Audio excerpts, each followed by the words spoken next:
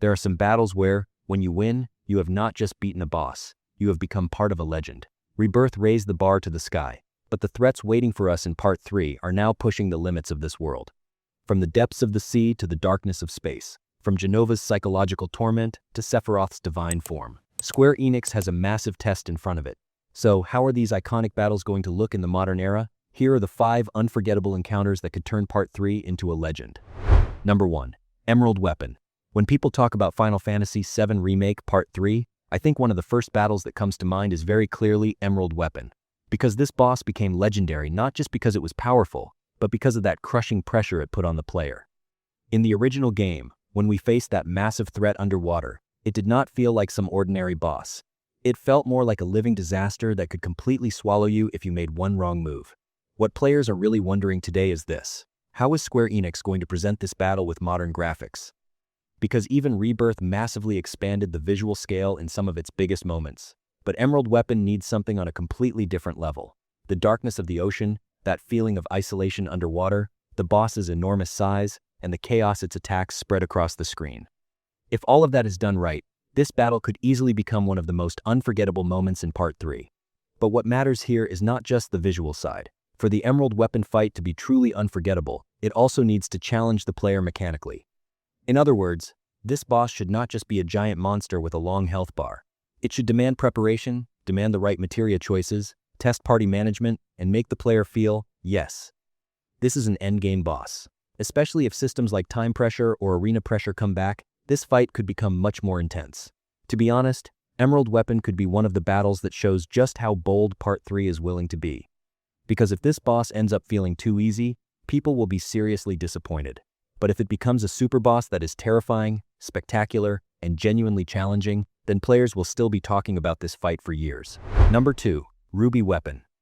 There are some boss fights that stay in people's memories not just because they are hard, but because they completely shatter the player's confidence. Ruby Weapon is exactly that kind of boss. That gigantic creature appearing in the middle of the desert was almost like trauma for older players.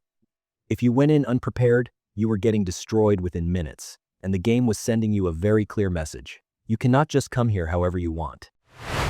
That is exactly why Ruby Weapon being in Part 3 matters not just for nostalgia, but for gameplay depth too. Because the combat systems in Remake and Rebirth already built so much around mobility, stagger, synergy, and perfect timing. And a boss like Ruby Weapon has the potential to push that system to its absolute limit. Especially with things like the arms being separate targets, area control, mechanics that remove characters from battle, and constant positional changes, this fight could become unbelievably technical. And I think that is exactly what players want to see. It is not enough for Ruby Weapon to just look like a huge monster. It needs to feel like a wall that forces the player to change, builds, develop strategy, and accept no mistakes. Because bosses like that give the player a real sense of achievement at the end of the game.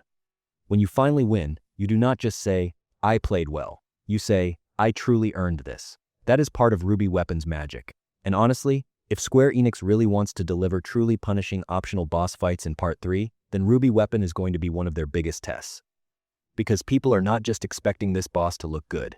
They want to fear it. They want to feel that sense of, "I don't think I'm ready for this," before they even enter the battle. And if Ruby Weapon is done right, that is exactly what it can deliver. Number 3. Diamond Weapon. Some encounters mean much more than just being a one-on-one boss fight. And in my eyes, Diamond Weapon is exactly that kind of boss.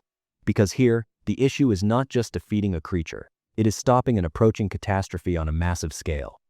That is why this battle in Part 3 should not feel like some ordinary arena fight, but more like a large-scale disaster sequence. Even in the original game, the sense of threat Diamond Weapon created was incredibly strong. Seeing that massive force moving toward Midgar made you feel that the story had truly turned into a global-scale crisis. And when you imagine that with modern technology, it could turn into something truly unbelievable.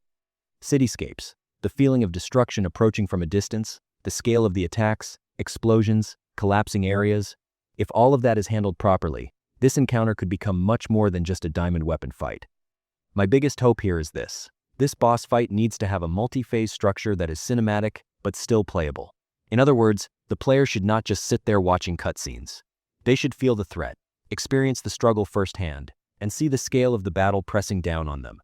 Maybe there could be one section where you are fighting from a distance, then a closer contact phase, and then a full final stretch where you are right in the middle of total chaos. A design like that could easily make this one of the most unforgettable action moments in Part 3. Because let's be honest, if a boss like Diamond Weapon is handled poorly, then it just ends up being a giant model and nothing more. But if it is done right, this is the kind of battle that makes the player say, yeah. Now we are really in the final chapter. And I think one of the things Part 3 truly needs is exactly that. Not just difficult fights, but giant moments that make the scale of the game feel real. Number 4. Jenova Synthesis. In the world of Final Fantasy VII, some enemies are not just physical threats. They are also representations of atmosphere, fear, and psychological collapse. And Jenova is at the top of that list. That is why Jenova Synthesis is absolutely one of the bosses that needs to be in Part 3. Because this encounter could become one of those moments that slams the darkest and most disturbing side of the story directly into the player's face. The strongest thing about Jenova fights has always been this. The moment Jenova appears, the entire feeling of the game changes. Everything suddenly becomes colder, more suffocating, and more alien. In the modern remake trilogy, that effect could be pushed to an even higher level. Glitching visuals, disturbing sound design, shifting arenas, characters being placed under psychological pressure. Details like that would elevate this fight beyond just being another boss battle. It could even become a fight where the player is not only affected by attacks, but by the psychological chaos created by the encounter itself. I think the most critical thing about Jenova Synthesis is that even mechanically, it should not feel clean. This battle should not move forward with a tidy, comfortable, easy-to-read classic pattern system. It should carry a sense of instability. Of course, it still needs to be fair, but at the same time, it should constantly keep the player uneasy. Because in the story itself, Jenova is already a force that disrupts order. So if the design of the fight reflects that, it could become much more powerful. Honestly, if Part 3 handles Jenova Synthesis the right way, this could become one of the most disturbing, but also one of the most unforgettable moments in the entire series. Because some bosses test your reflexes, but others go straight for your nervous system. And that is exactly what makes Jenova different. And I really think players want this fight to deliver not just an epic spectacle, but a genuinely dark feeling too. Number 5. Safer Sephiroth. And of course, the name that has to come at the end of this list is obvious. Safer Sephiroth. Because honestly, this is where Part 3's real final test is going to be. This is not just a final boss fight. This is the moment where all the story, all the trauma, and all the symbolism that has been building for years explodes in one single encounter. And if this battle is done right, it could become not just one of the most unforgettable finales in the trilogy, but one of the most unforgettable finales in the entire modern RPG era. The power of Safer Sephiroth does not come just from the design. The meaning carried by that form is massive. The wings, the divine but terrifying appearance, the rising music, the way the battle ascends into something cosmic. When all of that comes together, it creates not just an ordinary ending, but something that feels almost mythological. And honestly, that is where so much of the excitement comes from. People do not just want to fight Sephiroth. They want to see how unbelievably insane that final form is going to look in the modern era. But again, the most critical point here is this. This fight should not just be visually huge. It needs to be layered. It needs phase changes. It needs emotional escalation. The player should feel pressured mechanically while also carrying the full weight of the story on their shoulders. Maybe as the battle progresses, the music rises higher, the arena becomes more abstract, and the attacks get more and more insane. And when all of that comes together, the player should feel, yes, this is it. This is the final battle. In my eyes, Part 3's success is going to be judged partly right here.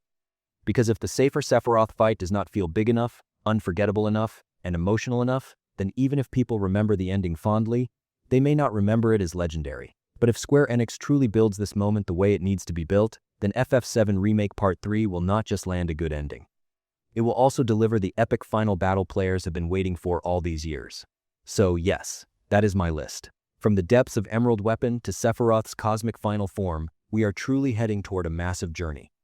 And honestly, if Square Enix builds these boss battles the right way, Part 3 could end up being not just the end of a trilogy, but one of the most epic experiences in gaming history. Some of these battles are going to challenge us, some of them might even frustrate us. But at the end of the day, that feeling of satisfaction when we finally bring down that legendary boss is going to make it all worth it. So which boss on this list do you think would definitely be the hardest? Or is there a boss I did not include that makes you say, Part 3 would feel incomplete without this one? Be sure to drop your theories and expectations in the comments. And if you liked the video, do not forget to hit the like button and subscribe to the channel so you do not miss more FF7 content like this. Until the next video, when we dive once again into the depths of the Final Fantasy world, take care.